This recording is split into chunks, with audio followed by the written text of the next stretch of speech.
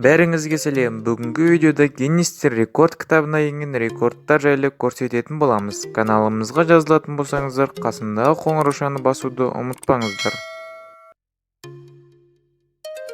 Ең үлкен биіктіктен секіру.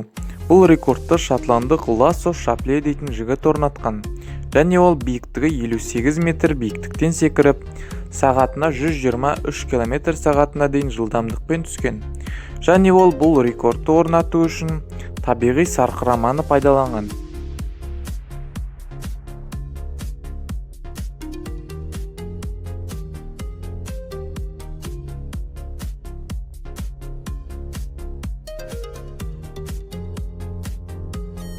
Биіктіктен баскетбол добын торға салу. Бұл жаңадан орнатылған рекордты видеоблогер Тайлер Тони дейтін жігіт жасаған болатын. Ал алдыңғы рекорд Брент Стэнфорд дейтін жігітке тиесілі болды.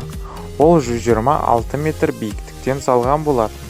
Ал Тайлер Тони болса 162 метр биіктіктен салып, жаңадан әлемдік рекорд орнатты. Көзі жабық күйде баскетбол добын торға салу. Бұл рекордты Гаррет Хилберг деген жігіт жасаған. Ол 16 метр қашықтықтан допты салып, жаңадан рекорд орнатқан. Ал алдыңғы рекорд 15 метрден жасалынған болатын.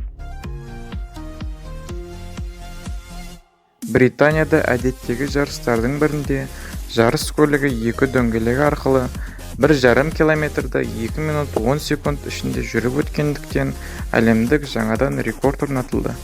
Бұл рекорд қызық жағдайда Гиннестер рекорд кітабына тіркелген. Бұл видео интернет желісінде таралып кеткен. Және бұл видеоны интернет желісінен Гиннестер рекорд кітабы адамдары көрген екен.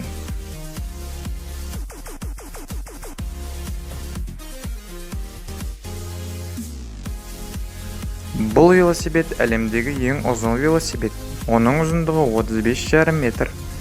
Егер де бүгінгі видео ұнаса, достарыңызбен бөлісіңіздер және лайк басыңыздар, каналға жазылсаңыздар, қасындағы қоңыраушаны басуды ұмытпаңыздар.